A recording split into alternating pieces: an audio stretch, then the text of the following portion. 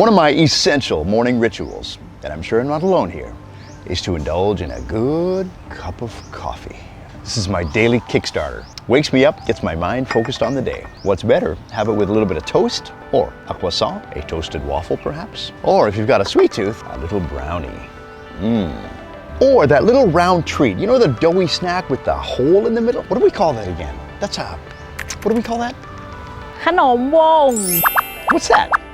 I think it's the first time I've seen this. Is that not a donut? I mean, that looks like a donut.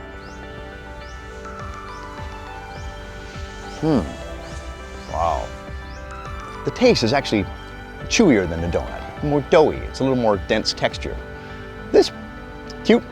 doughy, little snack with a hole in the middle is popular in the northern region of Thailand. And I think if you get a chance to try it, you'll be hooked. It's great with coffee. And today, I have the distinct pleasure of learning the backstory of a northern dessert called Khanom Wong.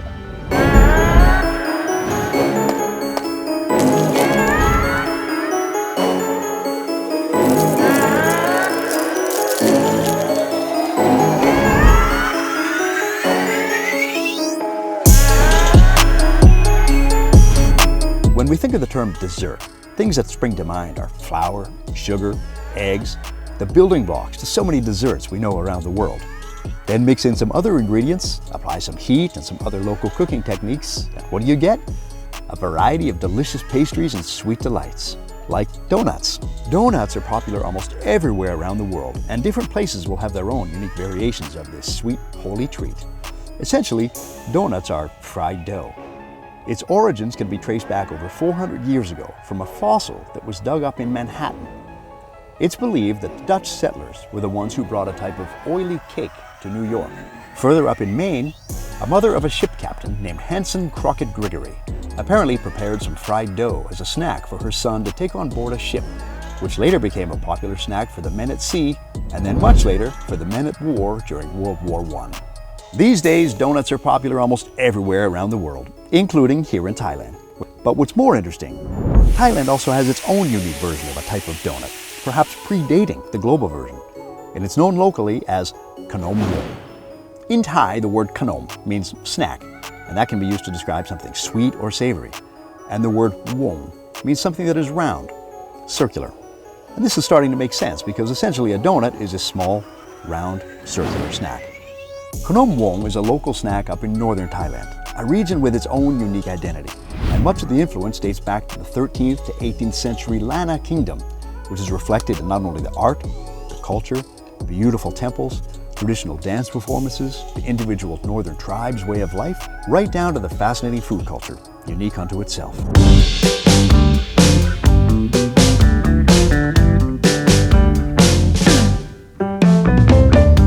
All right, I am here at the Jingjai Farmers Market in Chiang Mai. This is a Saturday, Sunday farmers market, but the focus is also on artisanal goods, crafts, DIY, home decoration items, in addition to a lot of northern Thai food. Sustainable food, healthy, organic food, direct from local farms, local gardens to consumer.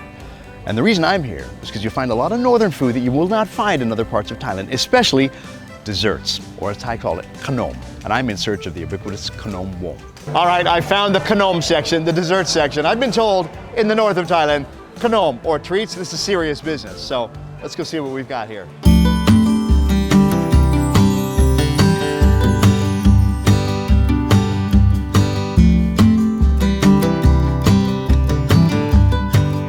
I'mอยากจะมาหาขนมวงมีไหมครับมีค่ะ They have ขนมวง That's it ขนมวงปกติขายเป็นยังไงครับพี่ขายเป็นไม้ค่ะไม้ละ20 บาท 20 baht that's all 60 cents US for 3 came all this way for the ขนมวง gotta taste it Wow That is nothing like a donut This is its own identity This is its own thing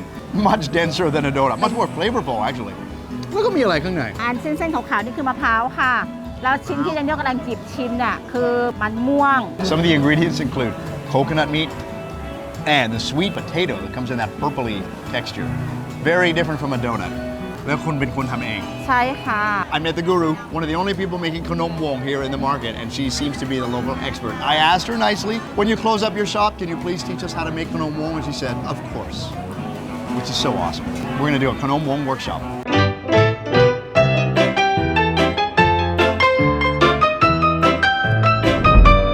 I am with the two local experts on Khanom Wong. Fei and Bao have assured me it's nothing like the donuts that I'm used to. So I'm going to get the whole backstory. คนล้านนาคนภาคเหนือเขากินขนมวงแบบนี้ตั้งแต่เมื่อไหร่ โอ้ยหลายร้อยปีแล้วเจ้าป้าเกิดมาก็เห็นมีอย่างเอี้ยเจ้าก็สืบทอดกันมาเหมือนละ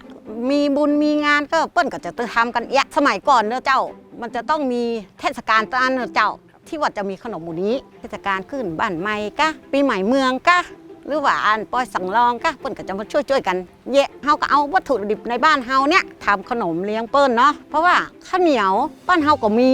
น้ำตาลอ้อยทุกครัวเรือนตึงมีมะพร้าวทุกคนก็ต้องมีแล้วก็มันเนี่ยมีอยู่แล้วเฮาก็เอามารวมกันเฮาก็มาทอดแล้วก็สู่กันกินขนมมูนี้นะมันไม่ใช่ว่ามีแต่เจียงใหม่นะเจ้าภาคเหนือตอนบนมีทุกจังหวัดเจียงรายเจียงใหม่ละปูนละปางไปแถวปุ้นพิจิตรปุ้นมีทุกภาคแต่ว่าเปิ้นจะแยกมาเหมือนกันอย่างทางพิจิตรอุตรดิตถ์หรือพิษณุโลกเปิ้นก็จะใช้กล้วยเพราะกล้วยมันมีนักแต่ทางเจียงใหม่เนี่ยกล้วยเขาบอกค่อยนิยมกันเจ้าเขานิยมมันเจ้าเพราะว่ามันนี่มันแยะง่ายและลำตุยคนทางเหนือเปิ้นบอกชอบกินเหนียวแข็งเปิ้นชอบกินนิ่มๆเจ้า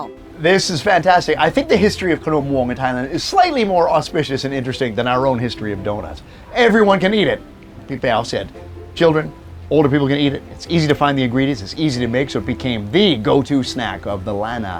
people up in northern Thailand. วัตถุดิบส่วนผสมของขนมวงแบบออริจินอลดั้งเดิมมีอะไรบ้างครับมีแค่2อย่างนะคะ1คือแป้งข้าวเหนียวค่ะและ2คือน้ำเปล่าเอาผสมกันแล้วนวดให้เข้ากันส่วนของทางร้านเนี่ยเราก็จะเพิ่มในส่วนของมะพร้าวขูดแล้วก็ใส่เกลือลงไปนิดหน่อยแล้วก็มีมันม่วงมันไข่แล้วเราก็เอาไปนึ่งอะค่ะนึ่งประมาณสักครึ่งชั่วโมงเสร็จแล้วเนี่ยเราก็มาบดแล้วก็น้ำตาลอ้อยเราจะใช้ไว้ราดตัวขนมวงแล้วก็เราลงมือทำหน่อยได้ไหมครับว่าวิธีแบบดั้งเดิมได้ค่ะ glutinous rice flour น้ำเปล่าเดี๋ยวนี้เรานวดก่อนนวด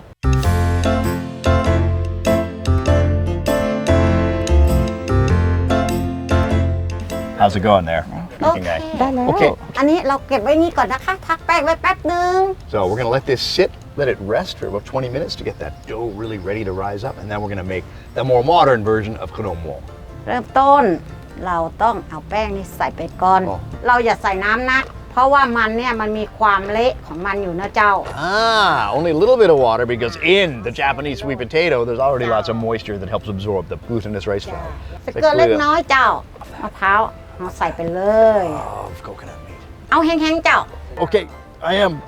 I'm listening. I'm an obedient. Wow, but look at that. Nice, rich, purpley dough with the coconut inside, just marbling it with a bit of savory, a bit of sweet, all natural products too. That's what I love. ได้แล้วค่ะ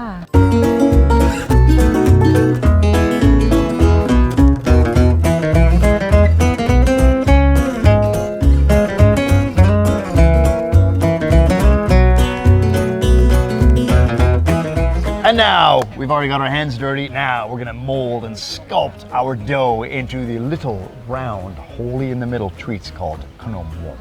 เอาแป้งมาก่อน1 กรัมอย่างนี้กลมๆถ้าแบบนี้สวยไหมสวยอย่าไปคึงมันนักอันนี้แปลว่าอะไรครับพี่เต้อย่าไปนวดมันเยอะนวดมาก Stop. So now, before it was massage, knock, rang. Now it's like you gotta be very delicate. พอแล้ว That's why the Khanom Wong in northern Thailand are small like this. Put it in your mouth in one go.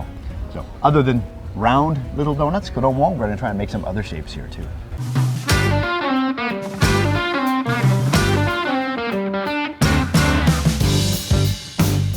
Fry them up for about a minute, and then they come from the bottom of the pan, floating up to the surface. That's when we know they're almost done. มันจะระเบิดนะไอ้เด้อ จะระเบิดคุณหลวง นั่นไง Run! Look at that.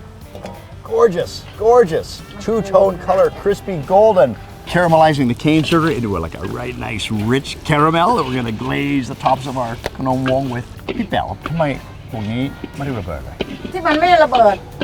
1 มันมีมัน Ah. สองมันมีมะพร้าว Interesting. It's the sweet potato, the regular potato, and the coconut meat inside that gives it a little more density, reduces the air pockets. That's why we're not getting the explosions from this version compared to the original version, which is just the glutinous rice flour and water. It's not gonna work. Okay. Let's see.